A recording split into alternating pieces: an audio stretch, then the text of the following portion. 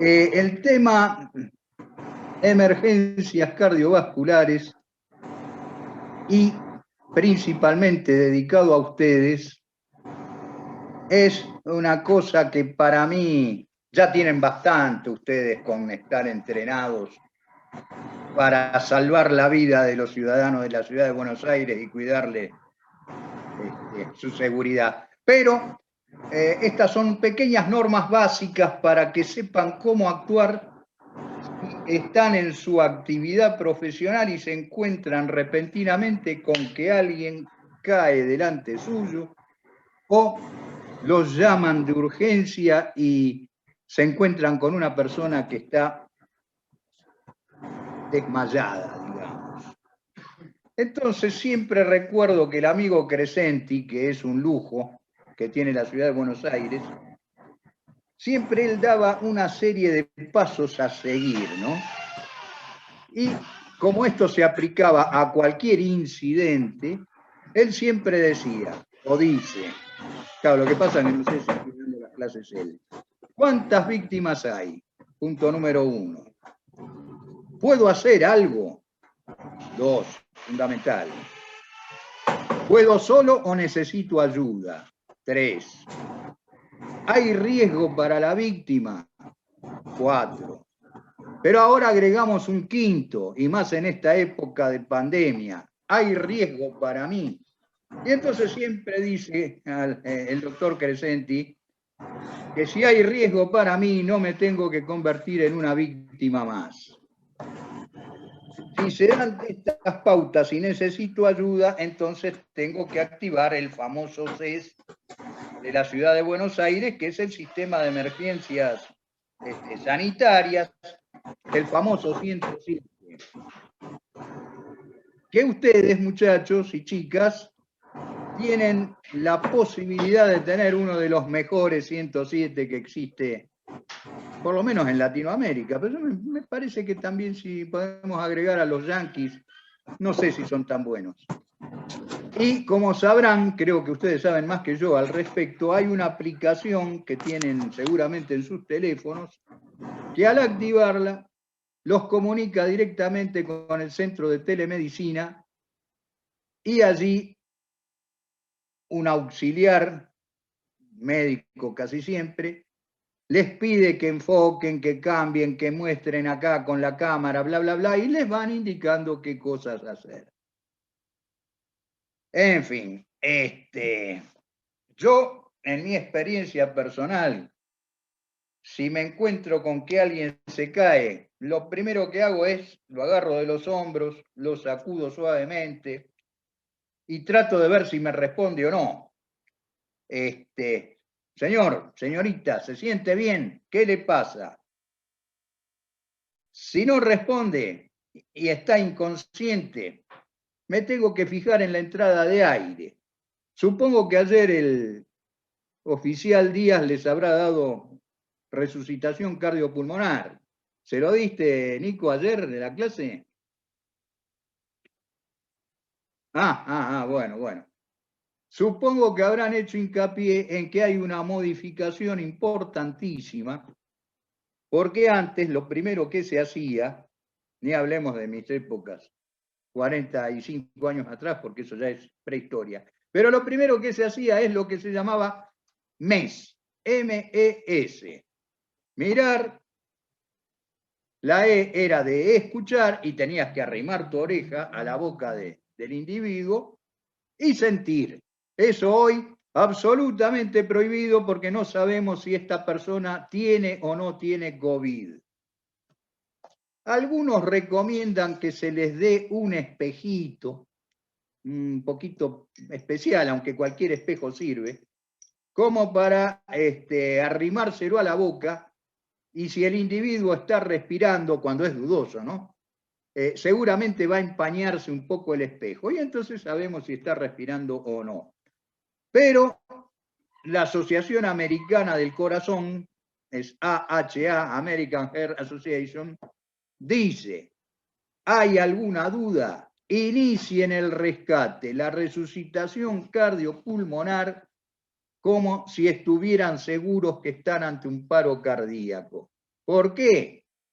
Porque si no es un paro cardíaco y el individuo tuvo lo que después vamos a tratar en profundidad, un síncope, a los pocos segundos o par de minutos se los va a sacar de encima a ustedes con un empujón y a lo sumo se comen una puteada.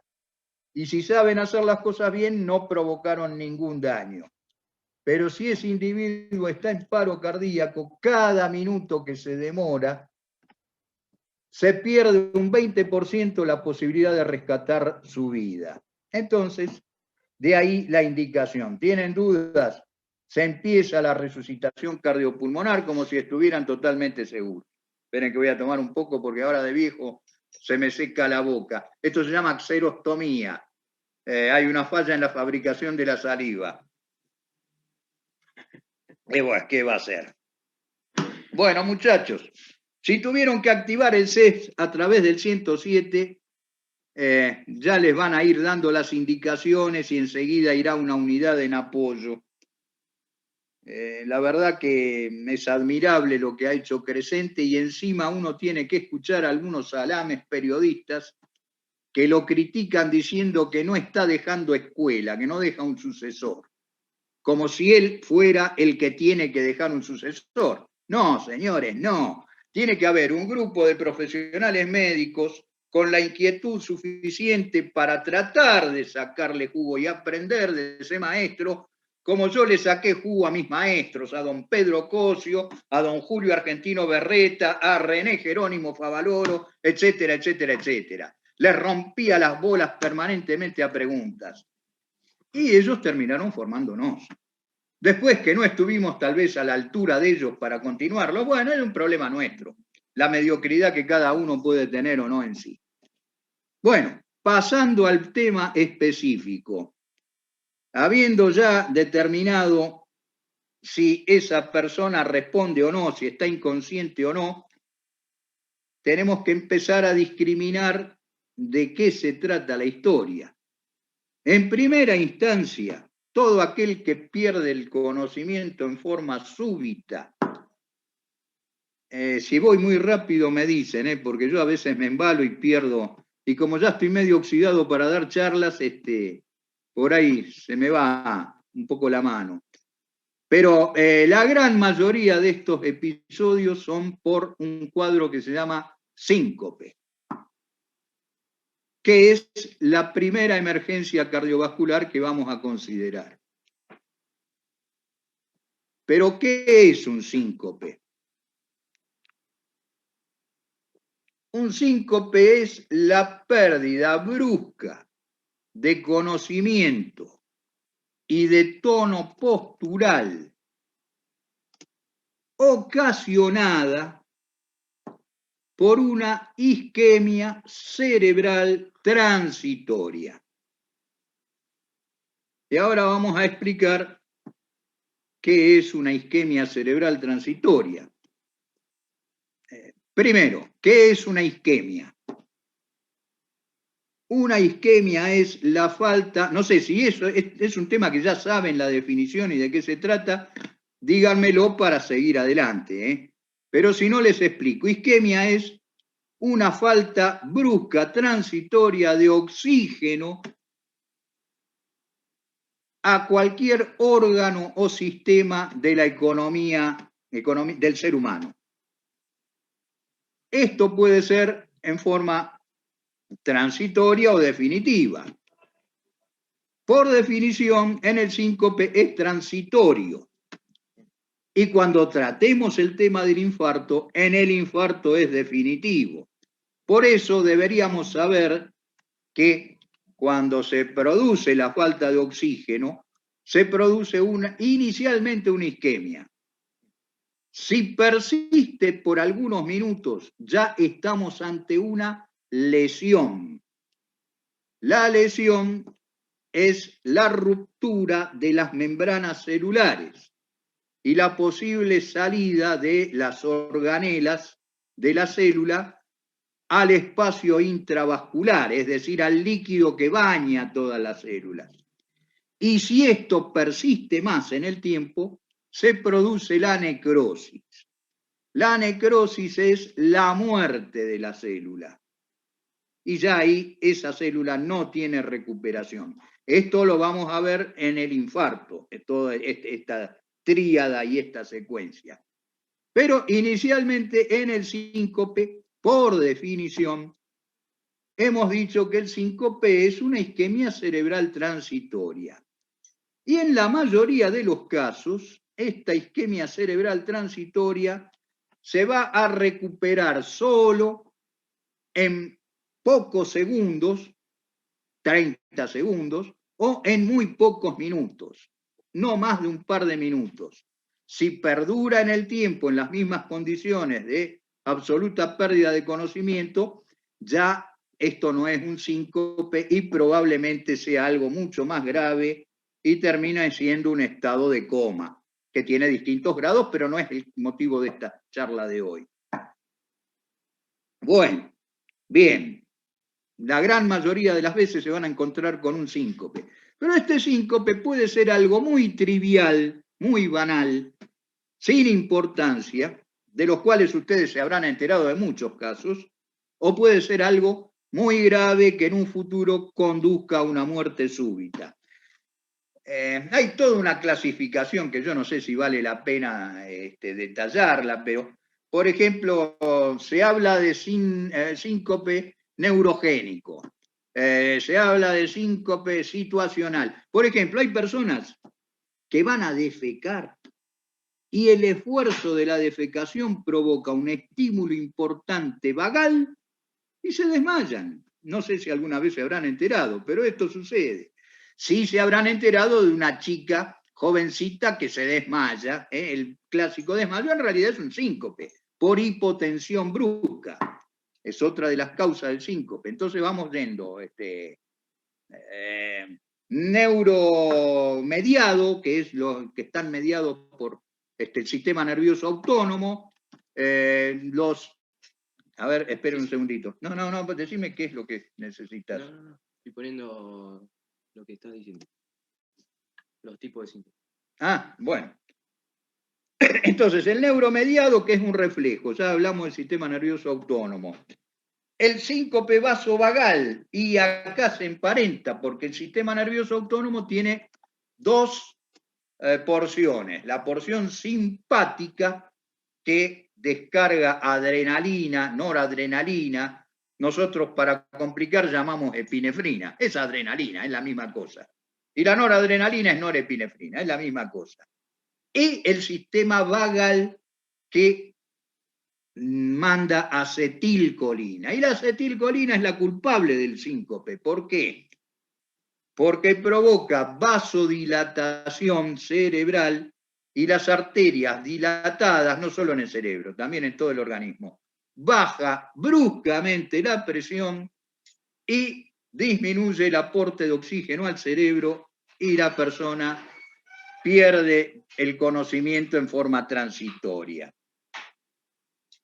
Después tenemos un caso dentro de los síncopes que tiene una recuperación, pero yo les diría espectacular. Alguna vez en la guardia del hospital Gregorio Araz Alfaro, que antes se llamaba Evita, una mujer me dijo: doctor, ¿usted qué es? ¿Dios? Porque cuando las cosas te van bien, creen que sos Dios, cuando la cosa va mal, sos el hijo de puta más grande que hay. ¿Cuál es este síncope? El metabólico. La hipoglucemia, una baja súbita del azúcar, provoca que el cerebro no reciba su principal nutriente y la persona pierde el conocimiento. A veces hasta parece que está en coma. Ustedes le dan un poquito de azúcar y reviven y resucitan como Lázaro con Jesús. Levántate y anda. Bueno, estos se levantan y a los 5 minutos se están yendo a la casa. Bueno, entonces tenemos ya hablamos de los reflejos, los vagales, los posturales. Estos son importantes y les puede pasar en su propia casa, porque esto tenemos que sacar utilidad para nosotros y lo que nos pasa en nuestra propia vida cotidiana y con nuestros parientes, si no nos sirve para nada lo que estamos hablando. Esos son las personas hipertensas, y más los que son añosos, como por ejemplo yo, y están tomando medicación, pueden hacer una reacción que se llama hipotensión ortostática. Repito, hipotensión ortostática. ¿Y esto qué significa? Que si yo estoy acostado, me despierto, me levanto en forma brusca, los vasoreceptores de mi organismo, como ya están un poco envejecidos, demoran unos segundos en actuar y adaptar la presión. Y en esos segundos la presión mía baja bruscamente y me desmayo, pierdo el conocimiento, entro en síncope.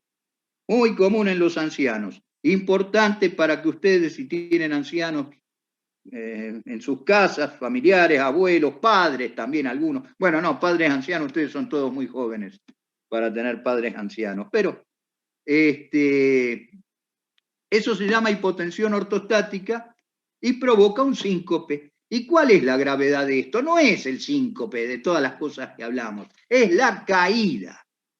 A ver, Juli, ¿qué dice acá el anfitrión? Es mi hijo acá, porque yo con esta tecnología moderna, ¿saben qué, muchachos? Acá está que manejo el celular. Bueno, yo soy de la época del DOS, cuando la internet la usábamos en el hospital para mandarnos trabajos científicos que hacíamos. Yo en aquella época trabajaba en trasplante cardíaco, trasplantábamos corazoncitos de conejo, y se nos morían todos los conejos. Y cuando vivían yo no lograba que el corazón volviera a funcionar, hasta que nos echaron a patadas en el culo del hospital Pirovano porque usábamos el quirófano central sin autorización. Bah, eran otros años. No había libertades, eran años. Como anécdota, cuando yo era estudiante, el día que se produjo la revolución en 1976, viene el profesor nuestro y dice: se entiende que los alumnos tienen derechos y obligaciones. Los derechos están suspendidos por el estado de sitio. Al alumno le quedan nada más que obligaciones. Yo tuve que vivir esa época como estudiante y como médico joven. Bueno, volviendo al tema. Perdón, acá hizo su aparición mi señora y me di vuelta para saludarla. Si no, después se me enoja la gorda. Volviendo al tema, la hipotensión ortostática trae el grave inconveniente del traumatismo en la caída, que puede provocar en la gente de mi edad una fractura de cadera, fractura lateral casi siempre. Y ustedes tienen que tener mucho cuidado en moverlo, porque si lo mueven se puede producir en el caracú del hueso la embolia de una sustancia grasa provocando un tromboembolismo, que es otra de las emergencias que vamos a tratar, si podemos, en el día de hoy, y si no, pediremos otra charla al amigo Díaz. Es muy fácil de darse cuenta si se rompió la cadera porque la pierna se pone de costado. Y ustedes se la quieren enderezar y se cae de costado la pierna. No lo muevan. Llamen al sistema de emergencia de ustedes, el que cada uno tenga, y bueno, sigamos adelante. Permiso, doctor. Sí. Pérez González le habla, buen día. Buen día, dígame. Una consulta, por lo que dijo recién usted, por la hipertensión ortostática. No, te corrijo, hipo, no hiper, Hipo. Hipo, baja, no alta, baja.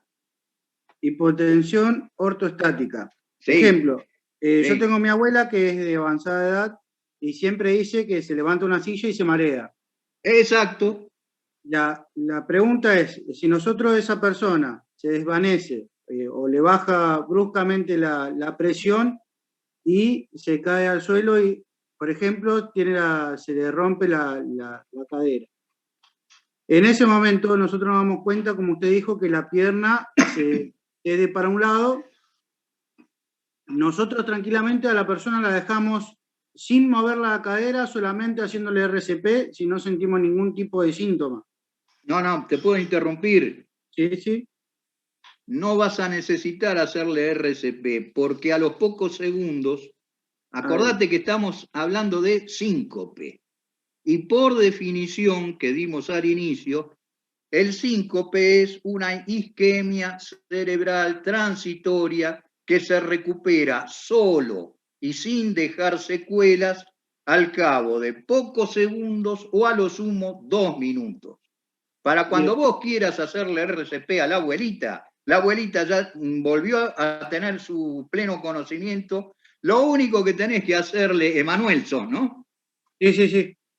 Lo único que tenés que hacer, Emanuel, agarrá un par de almohadas y ponela muy cómoda a la abuelita en el cuello y la espalda para que no sufra esos minutos que va a tardar la ambulancia en llegar. Bien. Eso es la hipotensión ortostática. Se llama así, pero ojo, vuelvo a aclarar, hipo. Baja. ¿Por qué? Porque nosotros en el cuerpo tenemos receptores para todo, ¿no? Y entre esos receptores hay unos que se llaman varoreceptores, que son receptores de la presión arterial. Le indican al cerebro permanentemente qué presión tenemos. ¿Y por qué hace esto el organismo? Porque si la presión se va para abajo, como en este caso, hipotensión arterial, la naturaleza, que es sabia pese a los médicos, repito, es sabia pese a los médicos, y acá siempre me mando un chiste medio pavo. Le digo, muchachos, ¿saben en qué se diferencia Dios del médico? Y la mayoría dice, no, ¿en qué? En que Dios no se cree médico. Ergo, consecuencia, muchas veces el médico se cree Dios. Bueno, Dios hizo las cosas tan bien que los varoreceptores le indican al cerebro, si la presión está baja, achica todas las arterias de la panza. ¿Por qué? Porque todos los órganos del abdomen se bancan mucho más tiempo sin una cantidad de oxígeno determinada. De modo tal que todo el flujo sanguíneo va hacia arriba, al cerebro y al corazón, que son los órganos más nobles que tiene que proteger. Porque eso sí, a los 3 minutos ya sonaron. En cambio, el hígado puede estar hasta 30 minutos sin recibir oxígeno, que no le va a pasar prácticamente nada. Esos varoreceptores están funcionando siempre. Al tener la hipotensión ortostática y desmayarse, se va a producir este fenómeno, una vasoconstricción en los brazos, en las piernas y en la panza, y mandar todo el flujo con todo el oxígeno posible al corazón, pulmones y cerebro. No sé, Emanuel, si más o menos te pude contestar. Sí, doctor, sí. Bueno, macanudo. Gracias. No, por favor, al contrario. Entonces ya hablamos prácticamente de todas las que son tontas. Eso de mirar y desmayarse por ver que sangre, eso también es un reflejo vasovagal, ¿no es cierto? Entonces esas son las circunstancias más comunes. Pero la mitad de los síncopes obedecen a enfermedades cardiovasculares. Y estos son jodidos porque es un signo de alarma que nos da la naturaleza, y a ese paciente hay que estudiarlo porque es candidato a la muerte súbita. Y dentro de los síncopes de origen cardiovascular tenemos, si quieren parar y descansar un rato, díganme, porque por ahí yo los estoy atosigando y no me doy cuenta que ya llevamos media hora y la atención se dispersa un poco. Ustedes son los que mandan en ese aspecto, porque yo como viejo jubilado estoy siempre acá rascándome la nariz. Seguimos. Sí, seguimos. Díaz, vos que sos el jefe, el capo. Estos son casi médicos. Me parece muy bien, cuanto más sepan, el saber no ocupa lugar, querido Nico. A Nico lo conocí cuando era estudiante del profesorado de educación física y era compañero de mi hijo más chico. Eran terribles. Una vez tuvieron, bueno, por nada, eso no se los cuento. Sigamos. Los síncopes originados por enfermedades cardiovasculares pueden ser tan peligrosos que conducen a la muerte súbita y ahí al paciente hay que estudiarlo. Sea como sea, la función de ustedes como agentes de seguridad y en la vía pública, repito, siempre es cazar el teléfono y llamar al 107 para que le den apoyo.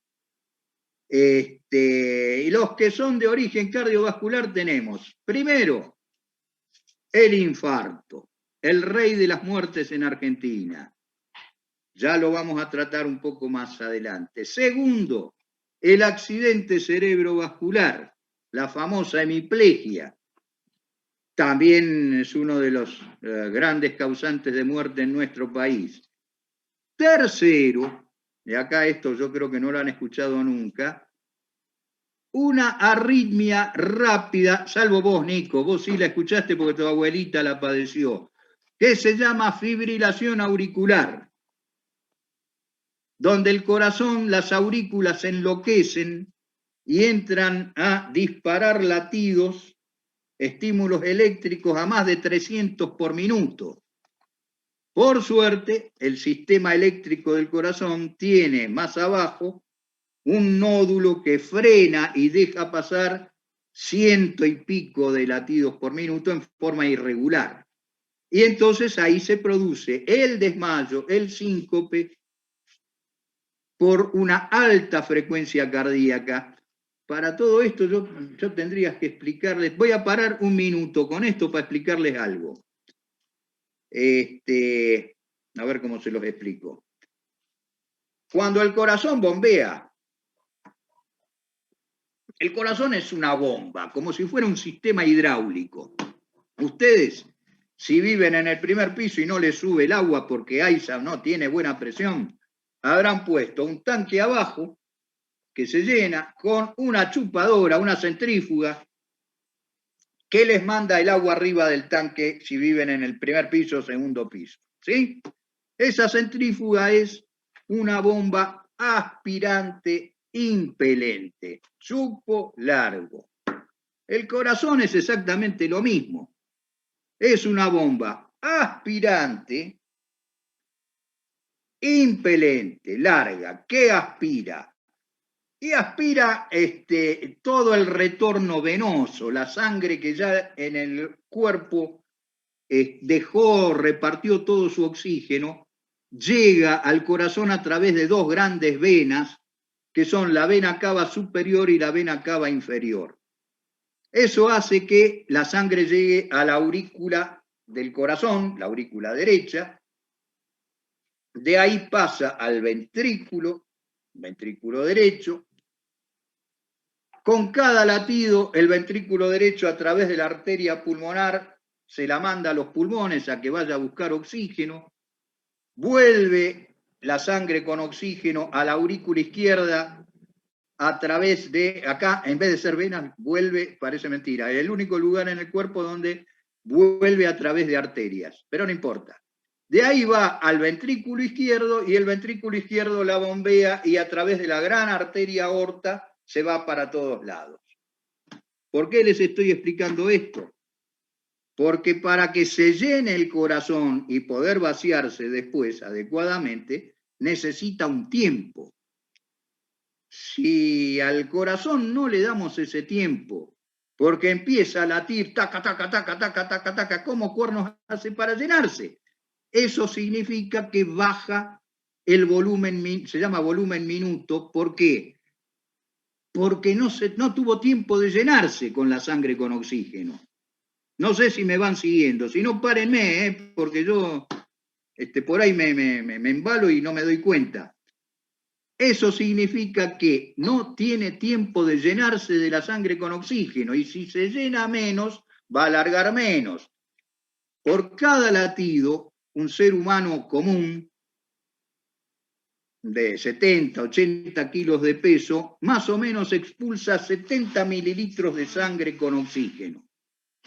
Y a los pulmones 70 mililitros de sangre que va a buscar oxígeno, ¿no es cierto? Porque estos son procesos simultáneos. Imagínense que para llenar 70 mililitros necesita un tiempo.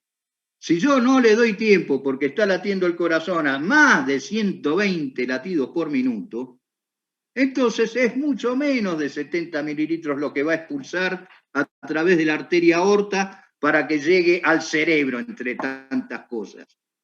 Y ahí el cerebro no recibe la cantidad de oxígeno necesaria y ahí se produce el cuadro sincopal. Estas arritmias rápidas son causantes de una parte importante de los síncopes y hay que estudiarlas y tratarlas porque esas personas bueno, pueden terminar en muerte súbita. La más común, porque se da mucho en los ancianos, es esta que dijimos recién, fibrilación auricular. Pero también hay otras, taquicardia paroxística supraventricular, y esta se da mucho en ustedes, en la gente joven, porque a veces tienen un cablecito de más. Che, para mí no hay. Ah, está haciendo café mi hijo. Como, ya tomé mi mate, porque yo me levanto 6 menos cuarto de la mañana todos los días. Costumbre de tantos años de que a las 6:30 iba para Cava a empezar a laburar y bueno. Y ahora como no tengo nada que hacer más que rascarme el higo, me pongo a tomar mate con la computadora que se llama Carlota, que es mi amante. En fin, cosas de viejos. Bueno, sigamos. Wolff-Parkinson-White.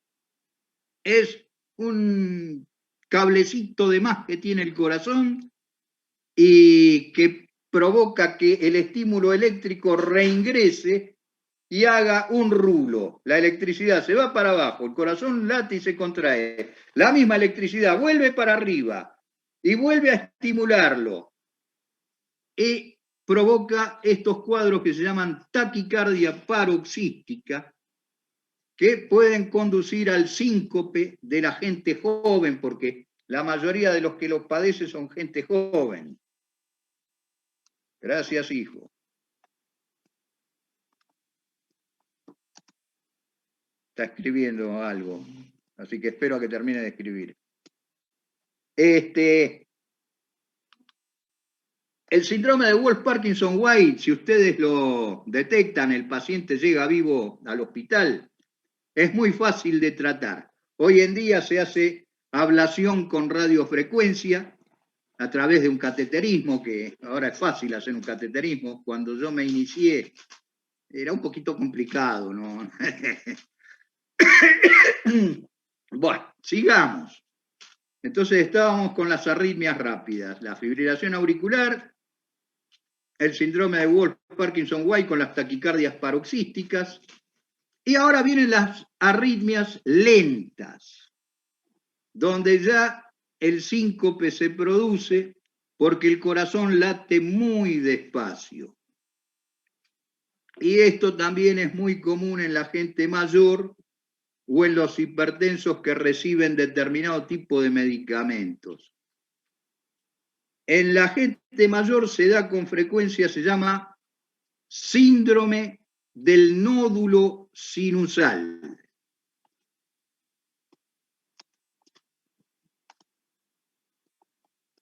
Esto es una enfermedad que afecta al nódulo sinusal, que ahora también me voy a detener para explicarle en pocos minutos. El nódulo sinusal es el marcapasos normal del corazón, es el arranque de la heladera. El que dice cada tantos segundos manda el estímulo eléctrico para que el corazón se contraiga. Y ese lugar se llama nódulo sinusal. Cuando este se enferma, estamos en presencia de un síndrome del nódulo sinusal. La otra causa de ritmos muy lentos es el bloqueo cardíaco. bloqueo AB completo, que tiene una solución muy sencilla. En media hora de quirófano se arregla con una colocación de un marcapasos, que hoy son unas joyitas donde tienen sensores por todas partes y funcionan solo cuando tienen que funcionar. Así que la batería dura 10 veces más que los que poníamos nosotros en los años 80. Todos estos provocan un ritmo muy lento del corazón, el cerebro se queda con poco oxígeno, poca circulación, y de vuelta se produce la pérdida de conocimiento por el síncope, por la isquemia cerebral transitoria. Bueno, no sé si me olvidé de alguno, me debo haber olvidado de muchos, porque ya... sí. Hay otra causa de síncope cardiogénicos, que son las obstrucciones. Y acá también hay una que es importante para los que hacen deportes, por eso se tienen que chequear. Vas a poner obstructivas, no pongas obstrucciones. Y de las obstructivas hay dos fundamentales. Una es la hipertrofia asimétrica del ventrículo izquierdo, causante de varias muertes súbitas en futbolistas en el medio de un partido. Y otra muy común es la estenosis aórtica. Ustedes saben que el corazón tiene 4 válvulas. 2 que comunican las aurículas con los ventrículos, que es la válvula mitral para la parte izquierda del corazón y la válvula tricúspide para la parte derecha. Y otras 2 que son muy importantes, tal vez más importantes que estas, son la válvula aórtica, que permite que la sangre que salió y se expulsó por aorta no retorne al corazón. La válvula frena ese regreso hacia atrás, ese reflujo, cuando está sana, ¿no? Y la válvula pulmonar. La válvula aórtica se suele enfermar mucho, con calcio, se endurece. Se llama estenosis aórtica. Y eso significa que el corazón, por más que quiera, y por más que se haya agrandado, se haya hipertrofiado para tener más fuerza, no puede vencer ese obstáculo que representa una válvula mucho más chica que lo que debería ser. Y en determinadas circunstancias, esta estenosis aórtica provoca lo que llamamos síncope de esfuerzo. No sé si eso lo tenés que anotar, síncope de esfuerzo. Bueno.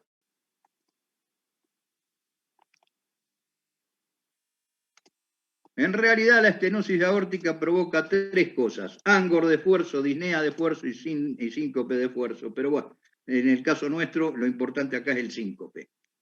Entonces, muchachos, se darán cuenta que cuando encontramos a alguien tirado en la calle, y es un poquitito, tenemos que saber varias cosas, pero lo fundamental siempre es lo mismo: activen el 107, activen el CES. Porque, repito, ustedes tienen ya demasiado con su trabajo, con cuidar la seguridad y la vida de las personas. Y de la misma manera que yo jamás me podría poner en el lugar de ustedes, hacerlo de ustedes, ustedes pueden hacer cierta parte. La demás la tienen que hacer los que estudiaron 6 o 7 años para eso, lo mismo que ustedes han estudiado 6 o 7 años para hacer lo que son hoy en día. En fin, qué sé yo, por lo menos yo lo veo de esa manera. Yo diría de hacer un pequeño alto, porque ya son casi 45 minutos y les veo cara de... ¿Usted qué dice, mi querido Díaz? Perfecto. Bueno, impecable. Entonces ahora le voy a pedir acá al operador Julián que silencie todo y hacemos 10 minutos de descanso, ¿está bien? Perfecto. Bueno, dale.